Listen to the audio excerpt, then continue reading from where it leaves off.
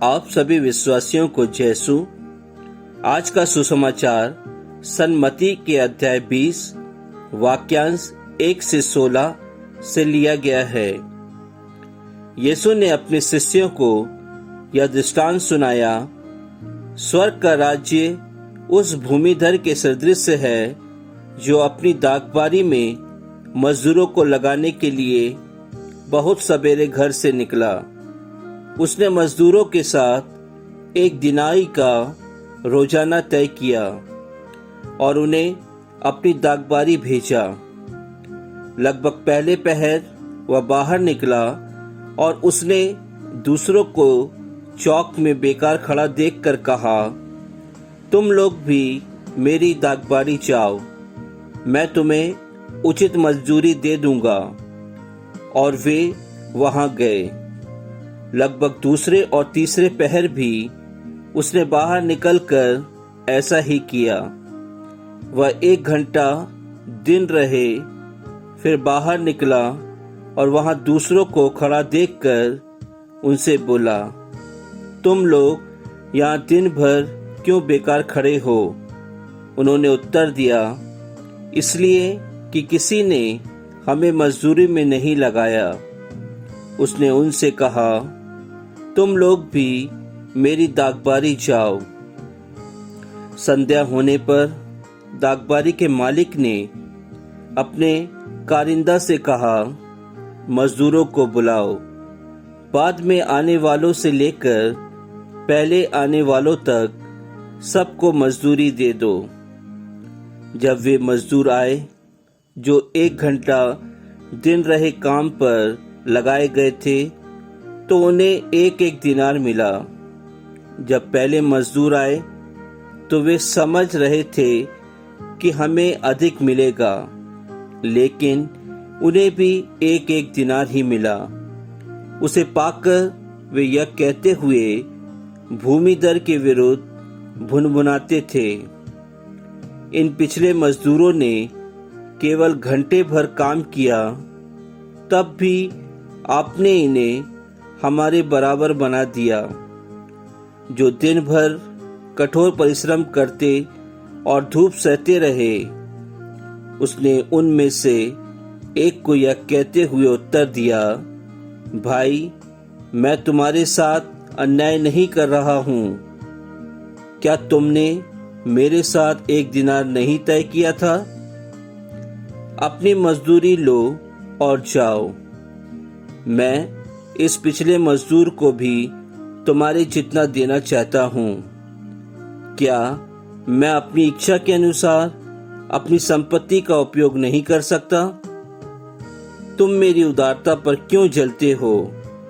इस प्रकार जो पिछले हैं अगले हो जाएंगे और जो अगले हैं पिछले हो जाएंगे। प्रभु का वचन है। ईश्वर को धन्यवाद। क्या मैं और आप प्रभु यीशु क्रिस्त की दाखबारी में मजदूरों की भांति काम करने के लिए तैयार हैं? क्रिस्त में प्यारे विश्वासियों, आज प्रभु यीशु क्रिस्त अपने शिष्यों को एक दृष्टांत सुनाते हैं। वह दृष्टांत एक मजदूर और एक मालिक की दाखबारी का है। इस दृष्टांत में प्रभु यीशु क्रिस्त ने उस मालिक को अपने स्थान पर रखा है और मजदूर जो हम जैसे लोग हैं। दाखबारी जो ईश्वर का कार्य है, जिसके लिए प्रभु यीशु क्रिस्त और वह मालिक मनुष्यों को, मजदूरों को नियुक्त करता है। क्रिस्त में प्यारे भाई और बहनों, यदि हम इस दृष्टांत पर मनन चिंतन करें तो हमें यह मालूम होता है कि प्रभु यीशु क्रिस्त ने, अर्थात उस मालिक ने जिसके दाखबारी थी, वह सुबह सुबह अपने घर से निकल पड़ता है और अपनी दाखबारी के लिए मजदूरों को इकट्ठा करता है और उनकी मजदूरी के लिए 1 दिनार रोजाना तय करता है। इस प्रकार वह मालिक दोपहर में, तीसरे पहर में, चौथे पहर में इसी प्रकार मजदूरों को अपनी दाखवारी में काम करने का मौका देता है और अंत में वह मालिक अपने लोगों को बुलाकर सभी मजदूरों को बुलाता है और उनके परिश्रम का फल अर्थात उस दिन की मजदूरी दे देता है। वह मालिक सभी मजदूरों को जो सुबह आए, जो दोपहर में आए, जो तीसरे पहर में आए और जो चौथे पहर में आए, सभी को 1 दिनार देता है। इस पर जो मजदूर सुबह आए वे उनके ऊपर क्रोधित हो जाते हैं, उनके विरुद्ध भुनभुनाते हैं, क्योंकि वे चाहते थे कि वे सुबह आए थे तो उन्हें अन्य मजदूरों से अधिक मजदूरी मिलेगी। लेकिन वह मालिक उनसे कहता है कि मैंने तुम्हारे साथ कोई अन्याय नहीं किया है। जो सौदा हमारे बीच में था 1 दिनार का, वही 1 दिनार मैंने तुम्हें दिया है। यह मेरी मर्जी है कि मैं अपनी संपत्ति से वह दूसरे मजदूरों को कितना दिनार दूं। इससे तुम्हें क्यों जलन होती है? क्रिस्त में प्यारे भाई और बहनों, हमारे दैनिक जीवन में यही होता है। यदि कोई लोग जो प्रभु यीशु क्रिस्त के मार्ग पर चलते हैं, वे अपने आप को सभी से ऊंचा समझते हैं और कहते हैं कि हम प्रभु यीशु क्रिस्त के कार्यों को बचपन से कर रहे हैं, हमारे पिता के समय से कर रहे हैं। हमारे पिता के पहले हमारे घर में प्रभु यीशु क्रिस्त के बारे में प्रार्थना की जाती थी। उनके अनुसार हमारा परिवार नियम को निभाता था और उनके अनुसार जीवन व्यतीत करता था। हम यह भी सोचते हैं कि जो दूसरे लोग हैं वे उनसे कमजोर हैं, हम दूसरों से चलते हैं। लेकिन क्रिस्त में प्यारे भाई और बहनों, हमारे प्रभु यीशु क्रिस्त दयालु हैं, वह उदार हैं और वही उदारता उस मालिक अर्थात प्रभु यीशु क्रिस्त ने उन मजदूरों के साथ की जो मजदूर दोपहर और तीसरे पहर में आए थे।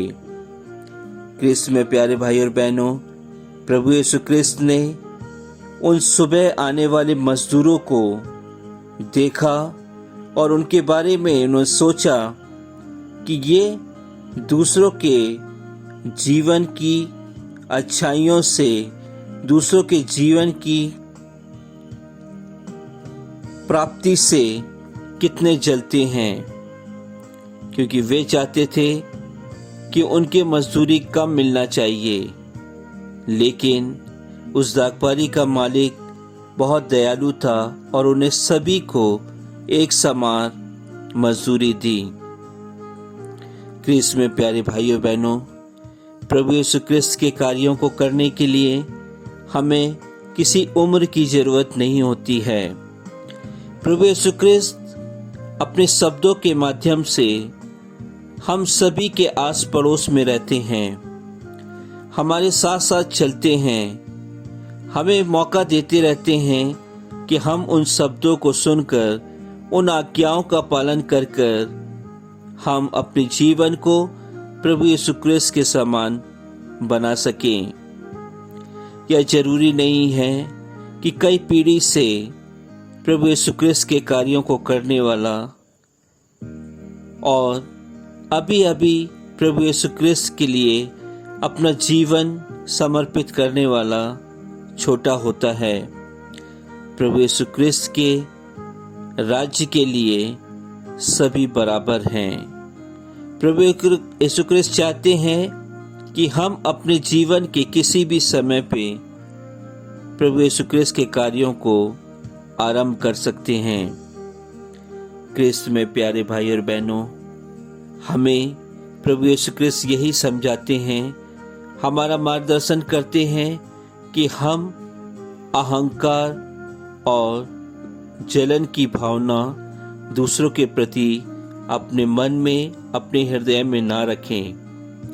हम दूसरों से प्यार करें, सभी से हम भाईचारा का व्यवहार करें, किसी के साथ हम अन्याय नहीं करें।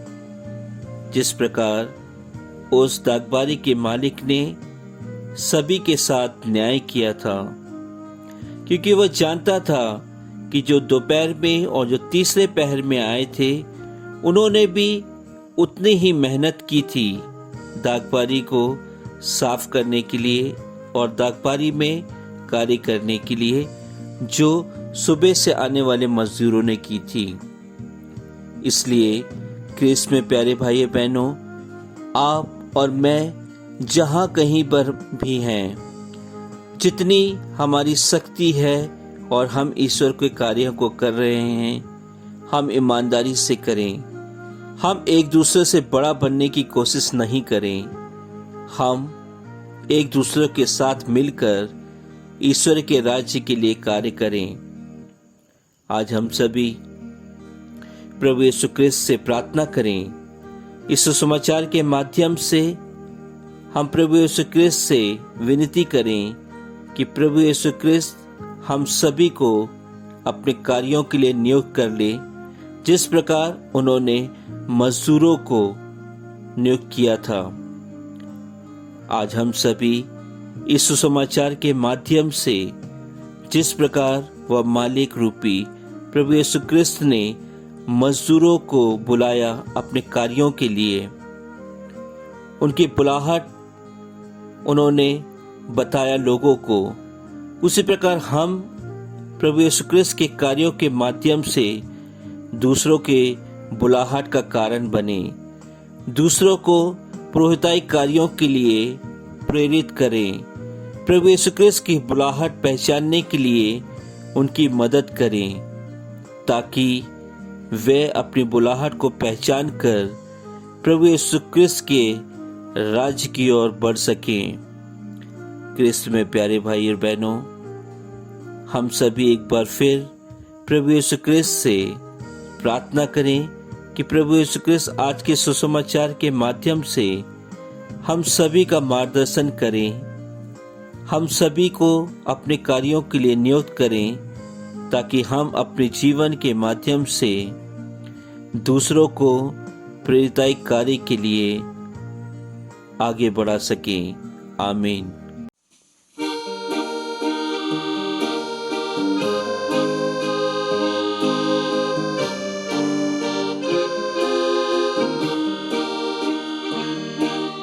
दिल में तू आजा प्रभु, दिल में तू बस जा प्रभु,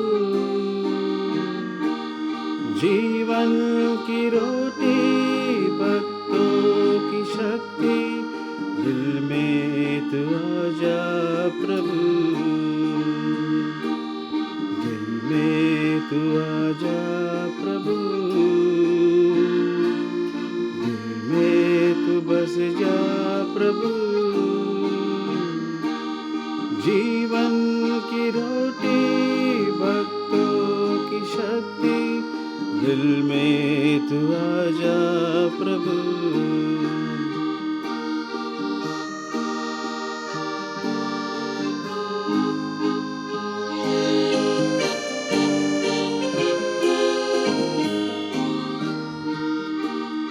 दर्शन को तेरे कब से हूँ प्यासा, सबका सहारा दूजा न तुझसा। दर्शन को तेरे कब से हूँ प्यासा, सबका सहारा दूजा न तुझसा। दिल में तू आजा स्वामी मेरे, दिल में तू भर दे प्रेम तेरा, दिल में तू आजा प्रभु, दिल तू बस जा प्रभु। जीवन की रोटी भक्तों की शक्ति, दिल में तू आ जा प्रभु।